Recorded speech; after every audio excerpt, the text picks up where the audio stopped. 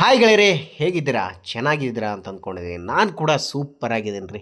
ಹಾಗಾದರೆ ಬನ್ನಿ, ನಾವಿವತ್ತಿನ ರೆಸಿಪಿಯನ್ನು ಸ್ಟಾರ್ಟ್ ಮಾಡ್ಕೊಳ್ಳೋಣ.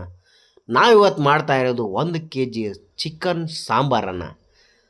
ಅದಕ್ಕಾಗಿ ನಾನು ತೊಗೊಂಡಿದ್ದೀನಿ 1 kg ಚಿಕನನ್ನು. ಅದನ್ನು ಕ್ಲೀನಾಗಿ ನೀರಲ್ಲಿ ತೊಳ್ಕೊಂಡಿದ್ದೀನಿ. ನಾನೀಗ ಅದಕ್ಕೆ ಆ್ಯಡ್ ಮಾಡ್ತಾಯಿದ್ದೀನಿ ಶುಂಠಿ ಬೆಳ್ಳುಳ್ಳಿ ಪೇಸ್ಟನ್ನು. ಎಷ್ಟು ಬೇಕೋ ಅಷ್ಟನ್ನು ಯೂಸ್ ಮಾಡ್ಕೊಳ್ಳಿ. ನಾನಿಲ್ಲಿ ಸ್ವಲ್ಪ ಮಾತ್ರ ಹಾಕ್ಕೊಂಡಿರೋದು. ಅದಾದ ನಂತರ ನಾನು ಅಂಗಡಿಯಿಂದ ತಂದಿರೋ ಚಿಕನ್ ಮಸಾಲಾನ ಆ್ಯಡ್ ಮಾಡ್ಕೊಂಡಿದ್ದೀನಿ. ಅದಾದ ನಂತರ 1 ಚಿಟಿಕೆ ಆಗಷ್ಟು ಸ್ವಲ್ಪನೇ ಸ್ವಲ್ಪ ಅರಿಶಿನ ಪುಡಿಯನ್ನು ಕೂಡ ನಾನಿಲ್ಲಿ ಆ್ಯಡ್ ಮಾಡ್ಕೊಂಡಿದ್ದೀನಿ. ಅರಿಶಿನ ಪುಡಿ ಆದ ನಂತರ ಅದಕ್ಕೆ ನಾನು ಸ್ವಲ್ಪ ಮೊಸರನ್ನು ಕೂಡ ನಾನು ಆ್ಯಡ್ ಮಾಡ್ಕೊಂಡಿದ್ದೀನಿ. ಮೊಸರಿನ ಜೊತೆಗೆ ಸ್ವಲ್ಪ ಖಾರನ್ನು ಕೂಡ ನಾನು ಇಲ್ಲಿ ಆ್ಯಡ್ ಮಾಡ್ಕೊತಾ ಇದ್ದೀನಿ. ಖಾರ ಆ್ಯಡ್ ಮಾಡಿದ ನಂತರ ನಾನು ಇದಕ್ಕೆ ಕೈಯಿಂದ ಕ್ಲೀನಾಗಿ ಮಿಕ್ಸ್ ಮಾಡ್ತಾಯಿದ್ದೀನಿ. ಮಿಕ್ಸ್ ಮಾಡಿದ ನಂತರ ಒಂದು 15 ನಿಮಿಷ ಮುಚ್ಚಿಡ್ರಿ. ಅದಾದ ನಂತರ ಒಂದು ಕುಕ್ಕರನ್ನ ತೊಗೊಳ್ತಾ ಇದ್ದೀನಿ. ನಾನಿಲ್ಲಿ ಎಷ್ಟು ಬೇಕೋ ಅಷ್ಟು ಎಣ್ಣೆಯನ್ನು ಹಾಕ್ಕೊಳ್ಳಿ. ನೋಡಿ, ನಾನು ಇಷ್ಟು ಮಾತ್ರ ಹಾಕ್ಕೊಂಡಿದ್ದೀನಿ. ಎಣ್ಣೆ ಹಾಕಿದ ನಂತರ ಮಿಕ್ಸ್ ಮಾಡಿರೋ ಚಿಕನನ್ನು ನಿಧಾನವಾಗಿ ಹಾಕಿಬಿಡಿ. ನೋಡಿ, ಈ ರೀತಿ ಆಗಿದೆ. ಅದಾದ ನಂತರ ಸುಮಾರು ಕುಕ್ಕರ್ನಲ್ಲಿ ಹಾಕಿಟ್ಟು ಒಂದು 5 ವಿಜಿಲ್ ಬರೋರಿಗೆ ಇಡಿ.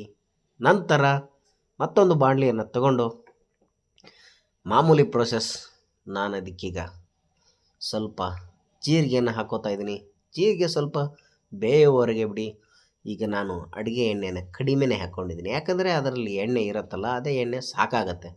ಅದಕ್ಕೆ ನಾನಿಲ್ಲಿ ಸ್ವಲ್ಪ ನಾಟಿ ಬೆಳ್ಳುಳ್ಳಿಯನ್ನು ಕೂಡ ಆ್ಯಡ್ ಮಾಡ್ಕೊಂಡಿದ್ದೀನಿ. ಅದರ ಜೊತೆಗೆ ಇರಲಿ ಅಂತ ನಾನು ಈರುಳ್ಳಿಯನ್ನು ಕೂಡ ಆ್ಯಡ್ ಮಾಡ್ಕೊಳ್ತಾ ಇದ್ದೀನಿ.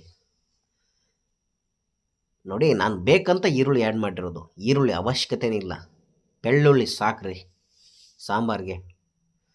ನನಗೆ ಬೇಕಂತ ಮಾತ್ರ ನಾನಿಲ್ಲಿ ಈರುಳ್ಳಿಯನ್ನು ಆ್ಯಡ್ ಮಾಡ್ಕೊಂಡಿರೋದು. ಅದಾದ ನಂತರ ಚಿಕ್ಕದಾಗಿ ಕಟ್ ಮಾಡಿಟ್ಕೊಂಡ್ರೆ 1 ಟೊಮಾಟೊ, ಹಣ್ಣಾಗಿರೋ 1 ಟೊಮಾಟೊಯನ್ನು ಸಾಕ್ರಿ. ನಾನು 1 ಟೊಮಾಟೊಯನ್ನು ಆ್ಯಡ್ ಮಾಡ್ಕೊಂಡಿದ್ದೀನಿ. ನಿಧಾನವಾಗಿ ಈ ರೀತಿ ಮಿಕ್ಸ್ ಮಾಡ್ಕೋಬೇಕು. ಸ್ವಲ್ಪ ಸ್ವಲ್ಪ ನಿಧಾನವಾಗಿ ಮಿಕ್ಸ್ ಮಾಡ್ಕೋಬೇಕು. ಅದಾದ ನಂತರ ನಾನಿಲ್ಲಿ ಇನ್ನೊಂದು ಸ್ವಲ್ಪ ಶುಂಠಿ ಬೆಳ್ಳುಳ್ಳಿ ಪೇಸ್ಟನ್ನು ಕೂಡ ಆ್ಯಡ್ ಮಾಡ್ಕೊಂಡಿದ್ದೀನಿ. ಇರಲಿ ಅಂತ ಕರಿಬೇವಿನ ಸೊಪ್ಪನ್ನು ಕೂಡ ನಾನು ಇಲ್ಲಿ ಹಾಕ್ಕೊಂಡು ಸ್ವಲ್ಪ ಮಿಕ್ಸ್ ಮಾಡ್ಕೊಂಡಿದ್ದೀನಿ. ನೋಡಿ, ಚೆನ್ನಾಗಿ ಈಗ ಬೆಂದೋಗಿದೆ. ನಾನು ಇನ್ನೊಂದು ಸ್ವಲ್ಪ ಚಿಕನ್ ಮಸಾಲವನ್ನು ಕೂಡ ಇಲ್ಲಿ ಆ್ಯಡ್ ಮಾಡ್ಕೊಂಡಾಗಿದೆ. ನೋಡಿ, ಇದು ಕೊಬ್ಬರಿ ಪುದೀನ ಎರಡವನ್ನು ಮಿಕ್ಸ್ ಮಾಡಿ ರುಬ್ಬಿರೋದಾಗಿದೆ.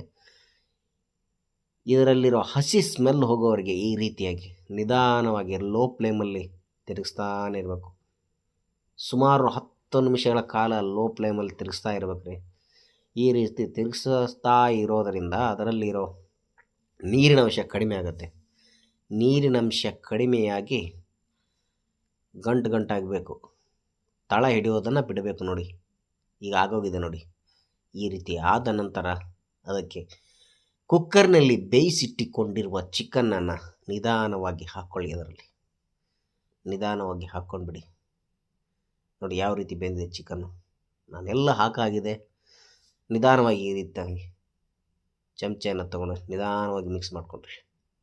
ಮಿಕ್ಸ್ ಆದ ನಂತರ ಚಿಕನ್ ಕುದಿಸಿ ಉಳಿದಿರೋ ನೀರು ಎಣ್ಣೆಯನ್ನು ನಿಧಾನವಾಗಿ ಬೌಲ್ಗೆ ಹಾಕಿ. ನೋಡಿ, ಹಾಕಾಗಿದೆ. ಈ ರೀತಿ ನೋಡಿ ಯಾವ ಥರ ಬೇಯ್ತಾ ಇದೆ, ನಿಧಾನವಾಗಿ ಬೇಯ್ತಾ ಇದೆ. ಅದಾದ ನಂತರ ನಾನಿಲ್ಲಿ ಅದಕ್ಕೆ ಎಷ್ಟು ಬೇಕೋ ಅಷ್ಟು ನೀರನ್ನು ಕಾಯಿಸಿಟ್ಕೊಂಡಿದ್ದೀನಿ.